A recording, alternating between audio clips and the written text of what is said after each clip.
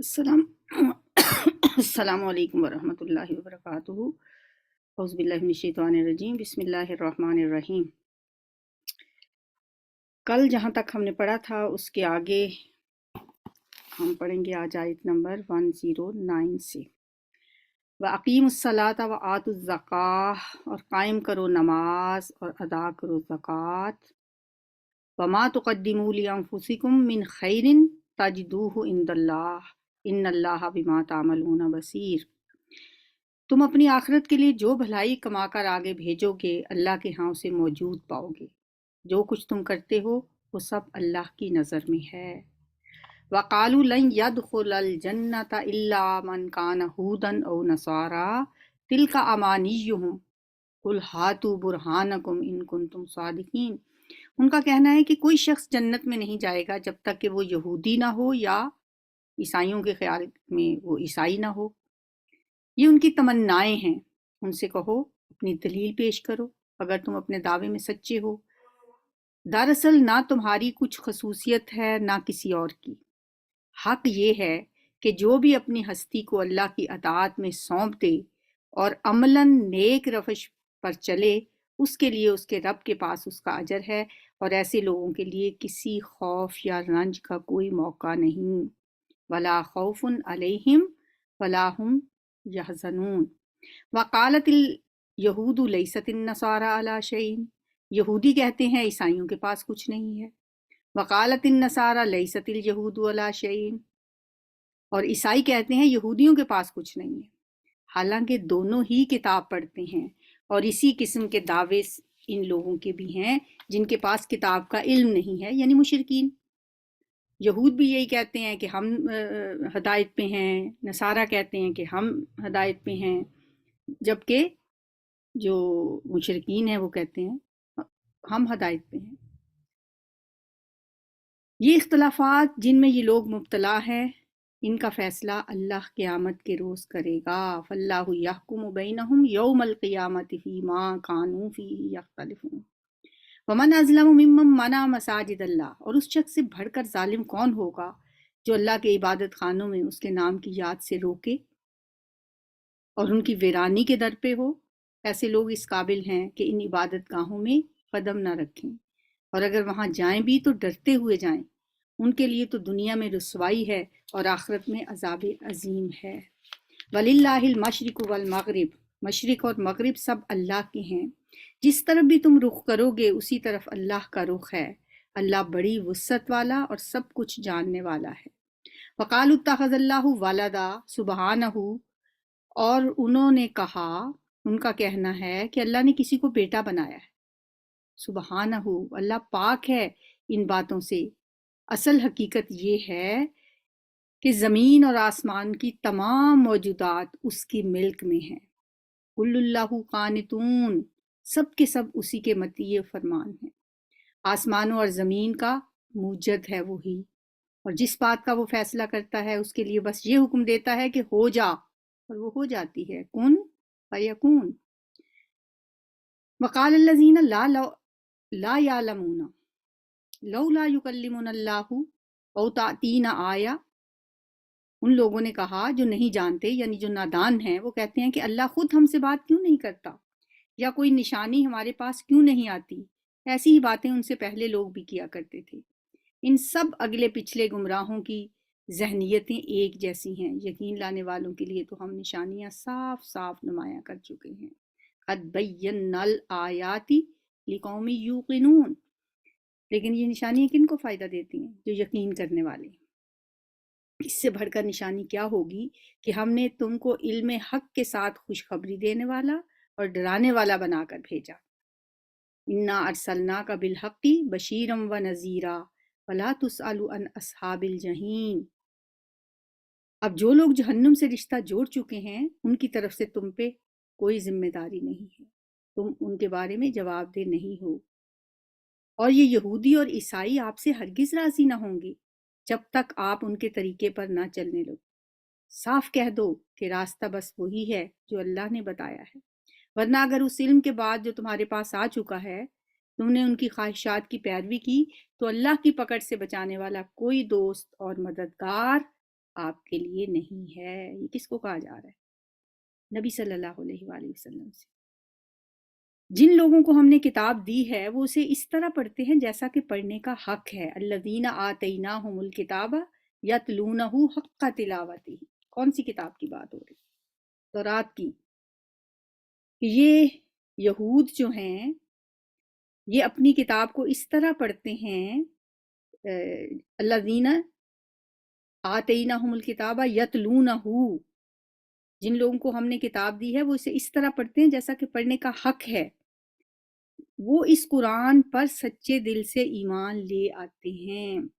اولئک یؤمنون بہ، یہ اہل کتاب میں سے ان لوگوں کی بات ہے جو تورات کو بھی صحیح طریقے سے پڑھتے تھے، اس پہ عمل کرتے تھے۔ پھر وہ لوگ جنہوں نے تورات کو ماننا سمجھا تو وہ پھر اولئک یؤمنون بہ، وہ پھر قرآن پہ بھی ایمان لے آتے ہیں۔ اور جو اس کے ساتھ کفر کا رویہ اختیار کرے وہی اصل میں نقصان اٹھانے والے ہیں۔ بہت سے لوگ یہود سے مسلمان ہوئے تھے، وہ کہ وہ کم تھے لیکن ہوئے تھے، جیسے حضرت عبداللہ ابن سلام۔ یا بنی اسرائیل اذکروا نعمتی التی انعمت علیکم وانی فضلتکم علی العالمین، وہی آیت جو شروع میں ہم نے پڑھی تھی، پھر ایک دفعہ وہی آیت آ گئی، اے بنی اسرائیل، اے اولاد یعقوب، یاد کرو میری وہ نعمت جس سے میں نے تمہیں نوازا تھا، اور یہ کہ میں نے تمہیں دنیا کی تمام قوموں پر فضیلت دی تھی، اور ڈرو اس دن سے جب کوئی کسی کے ذرا کام نہ آئے گا، اور نہ کسی سے فدیہ قبول کیا جائے گا، نہ کوئی سفارش ہی آدمی کو فائدہ دے گی، اور نہ مجرموں کو کہیں سے کوئی مدد پہنچے گی۔ اب اس کے بعد تذکرہ ہے حضرت ابراہیم علیہ السلام کا۔ حضرت ابراہیم علیہ السلام وہ ہستی ہیں جس کو یہود بھی مانتے ہیں اپنا امام اور اپنا پیشوا، جن کو نصارہ بھی مانتے ہیں، یعنی یہ تینوں، اور مسلمان بھی، تینوں کے ہاں یہ ہستی جو ہے یہ باعث عزت ہے، باعث صد احترام ہے۔ اور ابراہیم علیہ السلام کو اللہ تعالیٰ نے ہر طرح سے آزمایا۔ یاد کرو کہ جب ابراہیم کو اس کے رب نے چند باتوں میں آزمایا وہ ان سب میں پورا اتر گیا، تو اس نے کہا میں تجھے سب لوگوں کا امام بنانے والا ہوں۔ کس نے کہا؟ اللہ تعالیٰ نے، کہ میں تمہیں لوگوں کا پیشوا بنانے والا ہوں۔ ابراہیم علیہ السلام نے عرض کیا اور کیا میری اولاد سے بھی یہی وعدہ ہے؟ اس نے جواب دیا میرا وعدہ ظالموں سے متعلق نہیں ہے۔ جب اللہ تعالیٰ نے فرمایا کہ میں تمہیں انی جائلک للناس اماما، تو فوراً ابراہیم علیہ السلام نے کیا کہا؟ ومن ذریتی، اللہ کیا یہ وعدہ میری اولاد سے بھی ہے؟ ہر انسان ہمیشہ اپنی اولاد کے بارے میں سوچتا ہے۔ اللہ نے فرمایا میں آپ کو امام بنا رہا ہوں، تو انہوں نے فوراً کہا کہ یا اللہ یہ وعدہ میری اولاد سے بھی ہے۔ اللہ تعالیٰ نے فرمایا میرا وعدہ ظالموں سے متعلق نہیں ہے، یعنی یہ وعدہ تمہاری اولاد کے صرف ان لوگوں سے تعلق رکھتا ہے جو نیک ہوں، صالح ہوں، ان میں سے جو ظالم ہوں گے ان کے لیے یہ وعدہ نہیں ہے۔ یہاں ظالم سے مراد صرف انسانوں پر ظلم کرنے والا نہیں ہے بلکہ حق اور صداقت پر ظلم کرنے والا بھی ہے۔ اور یہ کہ ہم نے اس گھر کو لوگوں کے لیے مرکز اور امن کی جگہ قرار دیا تھا۔ وَإِذْ جَعَلْنَا الْبَيْتَ مَثَابَةً لِلنَّاسِ وَأَمْنًا، اور لوگوں کو حکم دیا تھا کہ ابراہیم علیہ السلام جہاں عبادت کے لیے کھڑا ہوتا ہے اس مقام کو مستقل نماز کی جگہ بنا لو، مستقل جائے نماز بنا لو، مقام ابراہیم۔ اور ابراہیم اور اسماعیل علیہ السلام کو تاکید کی تھی کہ میرے اس گھر کو طواف کرنے والوں، اعتکاف کرنے والوں اور رکوع اور سجدہ کرنے والوں کے لیے پاک رکھو۔ للطائفین ان طہر بیتی للطائفین والعاکفین والرکع السجود۔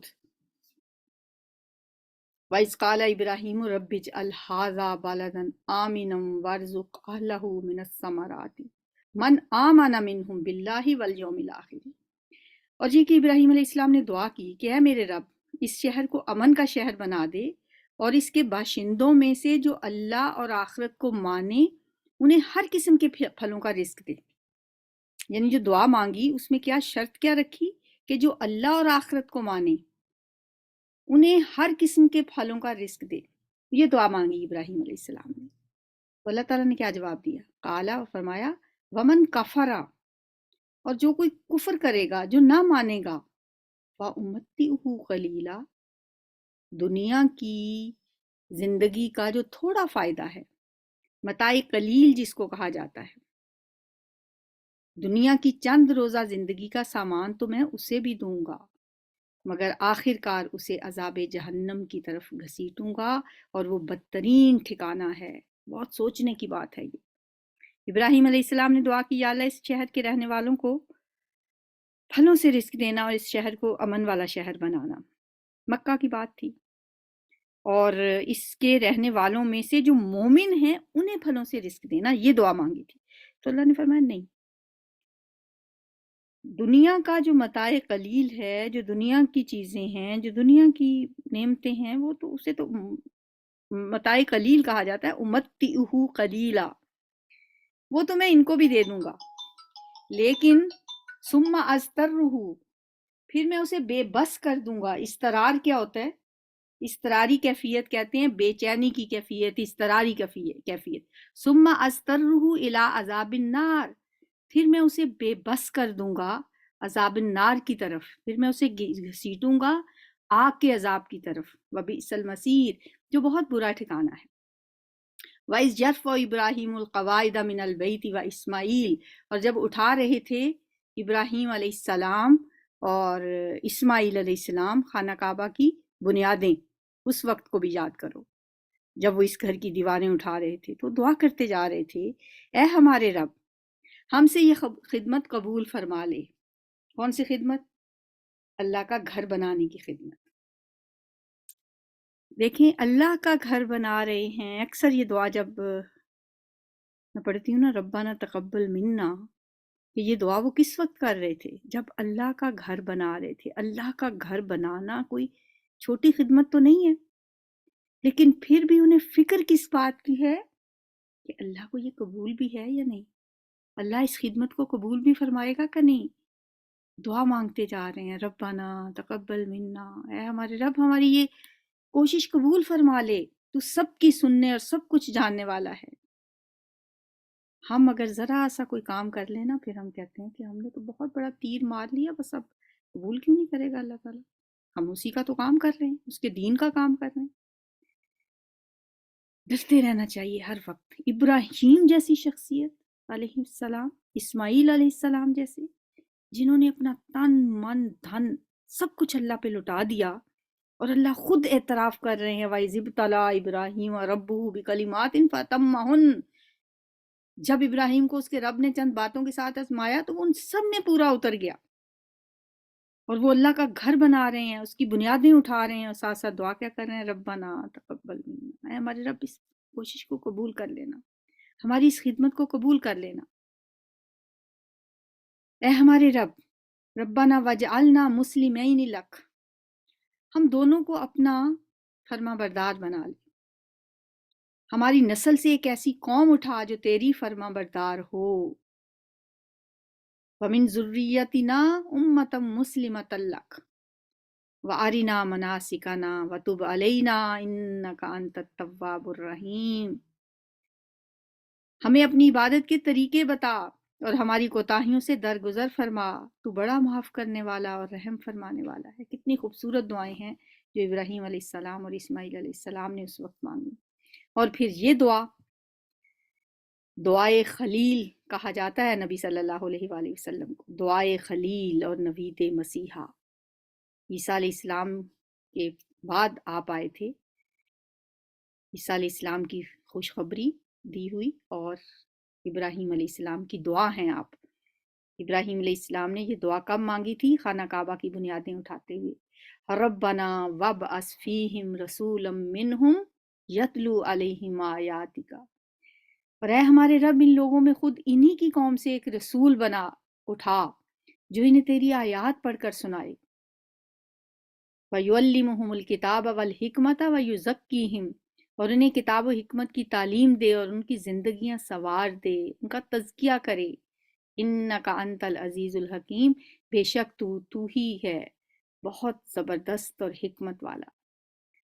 وَمَن يَرْغَبُ عَن مِلَّةِ إِبْرَاهِيمَ إِلَّا مَن سَفِهَ نَفْسَهُ، اب کون ہے جو ابراہیم کے طریقے سے نفرت کرے، جس نے خود اپنے آپ کو حماقت اور جہالت میں مبتلا کر لیا ہو، اس کے سوا کون یہ حرکت کر سکتا ہے کہ ابراہیم علیہ السلام کے طریقے سے وہ منہ موڑے؟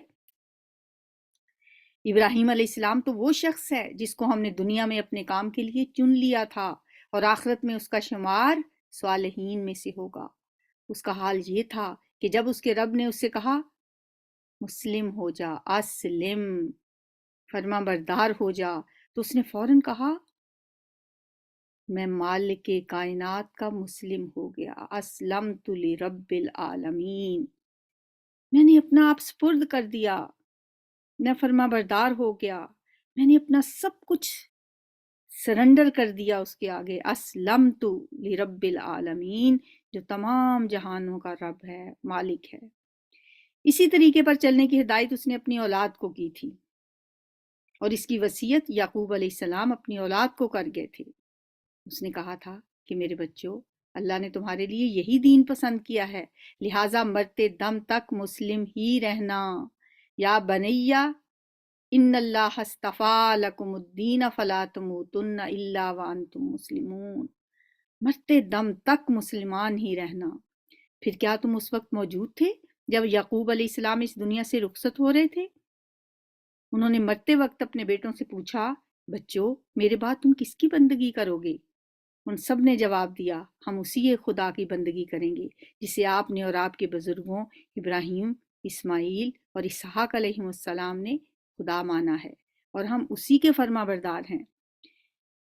یہ وہ کچھ لوگ تھے تلک امتن قد خلت، جو گزر گئے، لہا ما کسبت ولکم ما کسبتم، جو کچھ انہوں نے کمایا وہ ان کے لیے ہے، اور جو کچھ تم کماؤ گے وہ تمہارے لیے ہے۔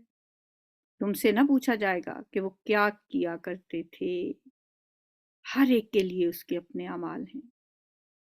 یہودی کہتے ہیں یہودی ہو تو راہ راست پاؤ گے، وقالو کونو ہودن او نصارا تہتدو، یہودی ہو جاؤ تو راہ راست پاؤ گے۔ عیسائی کہتے ہیں عیسائی ہو تو ہدایت ملے گی۔ ان سے کہو قل بل ملت ابراہیم حنیفا، نہیں بلکہ سب کو چھوڑ کر ابراہیم علیہ السلام کا طریقہ، اور ابراہیم علیہ السلام مشرکوں میں سے نہیں تھے۔ یہود و نصارہ تو دونوں شرک کرتے ہیں۔ سیدھا رستہ دین حنیف ہے، ابراہیم علیہ السلام کی ملت، وما کان من المشرکین۔ قولوا آمنا باللہ،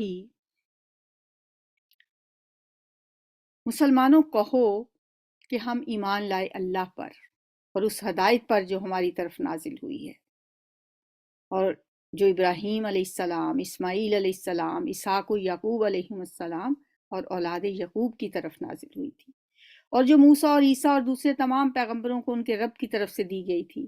ہم ان کے درمیان کوئی تفریق نہیں کرتے، اور ہم اللہ کے فرما بردار ہیں۔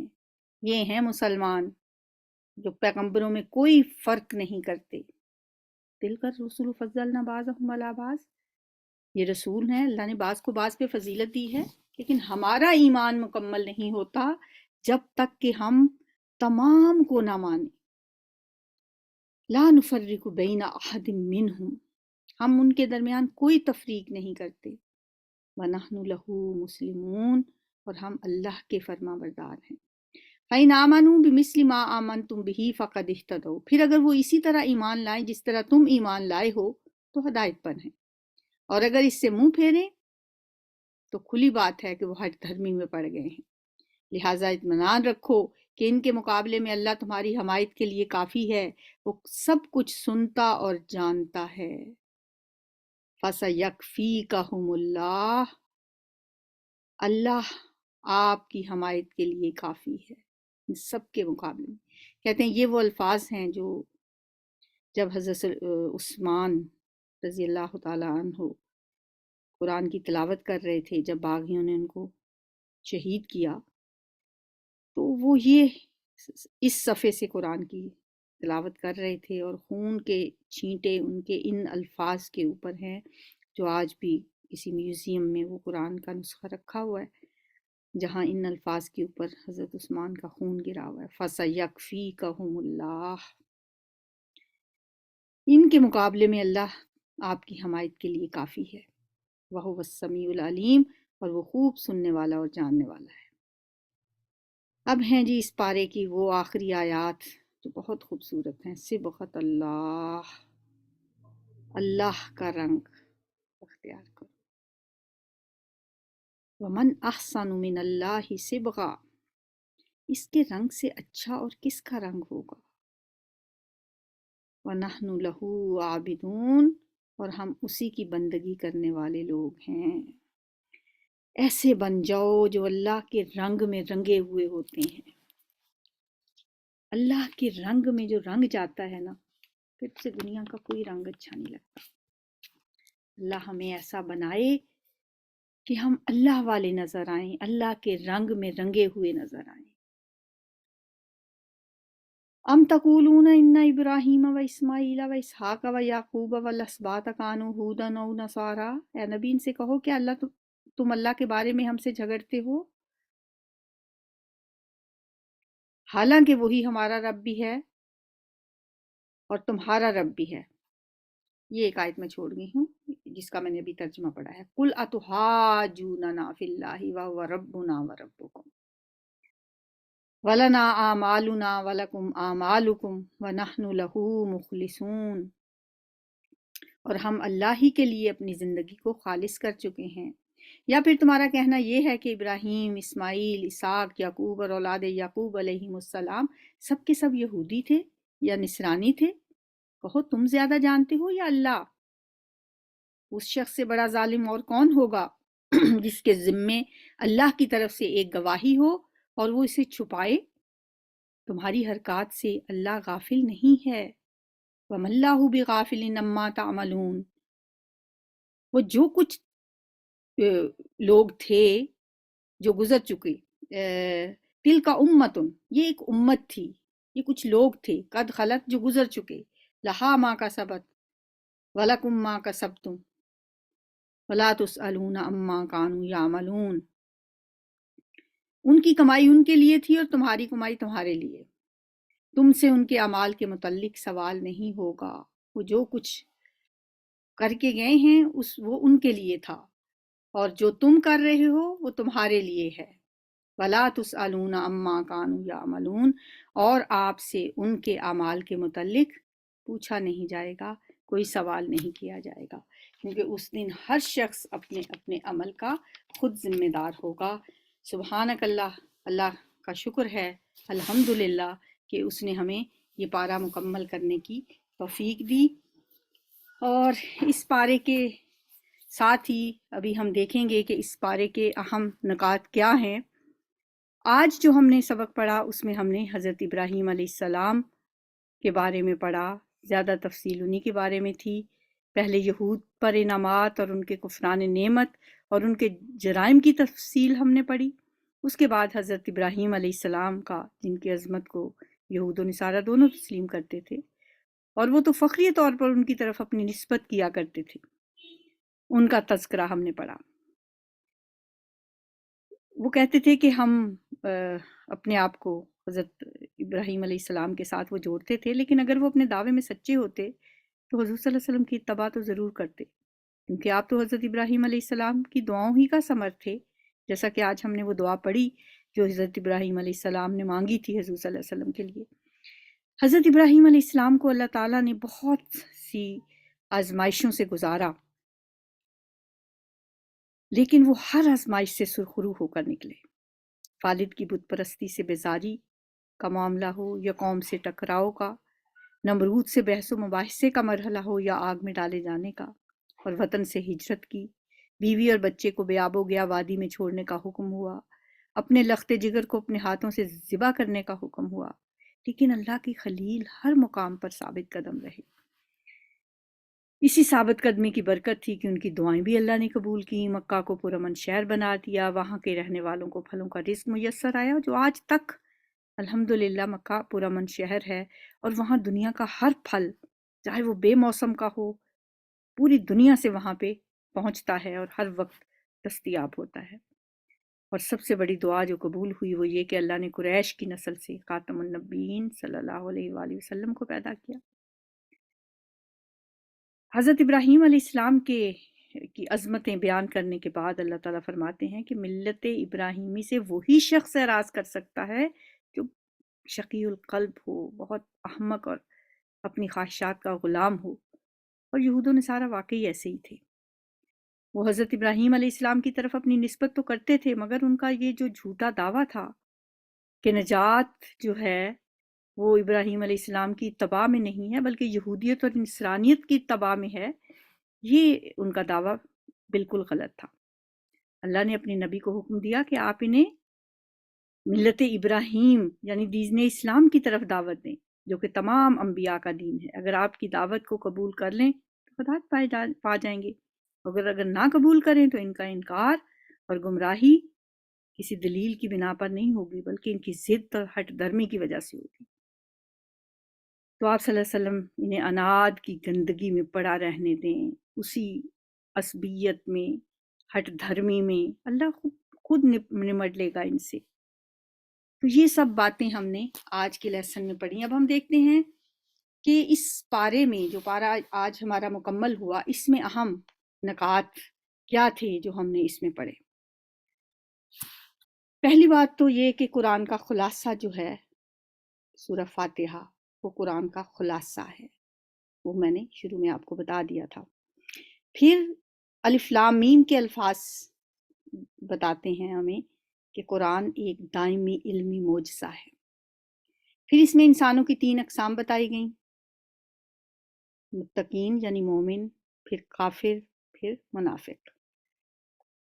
قصہ آدم و ابلیس علیہ السلام بتایا گیا، آدم علیہ السلام اور ابلیس۔ پھر بنی اسرائیل کے حالات ہمارے لیے باعث عبرت ہیں، جو ساری تفصیل بتائی گئی کہ اللہ نے ان پہ کیسے کیسے انعامات کیے، انہوں نے کیسے کیسے کفران نعمت کیا۔ آج ہم اپنے آپ کو ان تمام باتوں سے ہمیں بچانا چاہیے اور ان کو اپنے لیے، ان واقعات کو ہمیں عبرت سمجھنا چاہیے۔ ہمیں یہ سوچنا چاہیے، یہ نصیحت حاصل کرنی چاہیے کہ کہیں ان خرابیوں میں سے کوئی خرابی ہم مسلمانوں میں تو نہیں پائی جاتی جو بنی اسرائیل کے اندر پائی جاتی تھی۔ پھر حضرت ابراہیم علیہ السلام کی آزمائشوں پر ثابت قدمی اور ملت ابراہیمی کی اتباع کو باعث نجات قرار دیا گیا۔ اس بارے میں کچھ مزید معلومات جو تھیں ان میں ایک یہ کہ دعا مانگنے سے پہلے اللہ کی تعریف کرنی چاہیے۔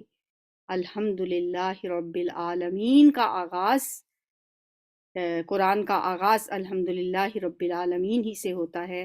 اس میں ہم اہدنا الصراط المستقیم کی دعا مانگتے ہیں اور آغاز ہو رہا ہے اللہ کی تعریف سے، اور یہ طریقہ ہے دعا مانگنے کا۔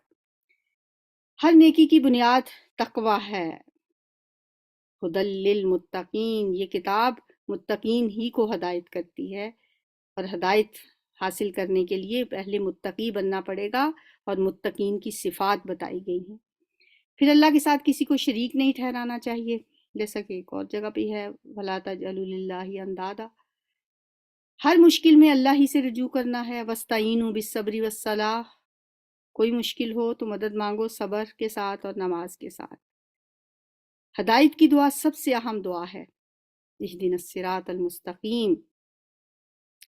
جس کو ہدایت مل گئی اسے اور کیا چاہیے۔ پھر منافقین کی بہت ساری نشانیاں بتائی گئی ہیں، منافقین کی بہت سارے جو ان کی عادات تھیں ان کا تذکرہ ہمیں ملتا ہے اس بارے میں، اور جھوٹ جو ہے وہ منافقت کی سب سے بڑی علامت ہے۔ پھر علم حاصل کرنے کی فضیلت ہے، بتائی گئی کہ اللہ تعالیٰ نے علم سب سے پہلے آدم علیہ السلام کو اشیاء کا علم دیا، وَعَلَّمَ آدَمَ الْأَسْمَاءَ كُلَّهَا، اور کہا تو یہ یہود سے گیا ہے اور یہ ہم سب کے لیے ہی ہے، وَقُولُوا لِلنَّاسِ حُسْنًا، کہ لوگوں سے ہمیشہ عمدہ بات کہی جانی چاہیے۔ جہاں جادو کا تذکرہ ہوا وہاں یہ بتایا گیا کہ اللہ کی اجازت کے بغیر کوئی بھی چیز انسان کو نقصان نہیں دے سکتی، کوئی جادو کسی پہ کر ہی نہیں سکتا اگر اللہ کا اذن نہ ہو تو۔ یہ درست ہے کہ جادو برحق ہے، جادو ہو جاتا ہے، ایسا نہیں ہے کہ کچھ لوگ تو سرے سے مانتے ہی نہیں، شیاطین بھی ہیں، ایگزسٹ کرتے ہیں، اور جادو بھی ہو جاتا ہے۔ جادو سے بہرحال بچنے کے لیے کچھ باتیں اگر انسان ان پہ عمل کر لے تو ان سے بچ سکتا ہے۔ ایک تو یہ یقین رکھے کہ اللہ کی اجازت کے بغیر کوئی کسی پہ جادو نہیں کر سکتا، اور دوسرا یہ کہ جس ملت کو، جس امت کو اللہ تعالیٰ نے قرآن جیسی نعمت دے رکھی ہو، اسے پھر جادو سے یا جنات سے ڈرنے کی ضرورت نہیں ہے۔ نبی کریم صلی اللہ علیہ وسلم نے ہمیں مذکور مسنون اذکار سکھائے ہیں۔ قرآن کی ایسی آیات ہیں جیسے آیت الکرسی ہے، معوذتین ہیں، پھر نماز ہے، اللہ کا ذکر، یہ سب اسلحے سے سمجھنا چاہیے کہ یہ ایک اسلحہ ہے مومن کا، اور اگر اس اسلحے سے لیس ہو کے بھی ایک مومن کانپتا ہے تو بس پھر وہ ایسی کانپے گا جیسے پاکستان بھی تو ایٹمی قوت ہے نا، ایٹمی قوت ہو کے بھی دنیا کے چوراہے میں کھڑا وہ تھر تھر کانپ رہا ہے، تو وہی حال پھر ہمارا بھی ہے۔ ہم جنات کے شر سے بچنے کے لیے دعائیں نہ مانگیں، اور یہ جو ہمارے پاس میزائل عطا کیے ہیں اللہ تعالیٰ نے، ان سے کام تو نہ لیں لیکن ہم ڈرتے رہیں، تو یہ جادو کوئی ڈرنے کی چیز نہیں ہے۔ اس کے لیے ہمیں بس احتیاطی تدابیر کرنی چاہیے، مثلا جب بھی گھر میں داخل ہوں تو بسم اللہ پڑھ کے داخل ہوں، گھر والوں کو السلام علیکم کہیں، گھر میں کوئی نہ بھی ہو پھر بھی کہیں، بسم اللہ پڑھ کے کھانا کھائیں، باتھ روم میں جانے سے پہلے مسنون دعا مانگ کے جائیں، اللہم انی اعوذ بک من الخبث والخبائث، پھر آیت الکرسی پڑھ کر بستر پہ جائیں، اعوذ باللہ من الشیطان الرجیم پڑھ کر بستر جھاڑیں، سورہ بقرہ کا آخری رکوع پڑھ کے سوئیں، اور معوذتین 3 دفعہ پڑھ کے ہاتھوں پہ دم کر کے پورے جسم پہ پھیریں، اور گھر میں تصویریں نہ لٹکائیں، کہیں بھی سامنے تصویر نہیں ہونی چاہیے، کتا نہیں رکھنا چاہیے نہ گھر کے اندر اور نہ ہی کہیں گراج میں، کیونکہ وہاں پہ پھر رحمت کے فرشتے نہیں آتے۔ اپنے گھروں کو موسیقی سے پاک رکھیں، قرآن کی تلاوت بلند آواز سے کیا کریں، جھوٹ سے بچ کے رہیں، تو جب شیطان کو یا جنات کو نہ آپ ٹھکانہ دیں گے نہ کھانا دیں گے تو پھر شیطان آپ کا کچھ نہیں بگاڑ سکتا، اس گھر میں پھر فرشتے آئیں گے۔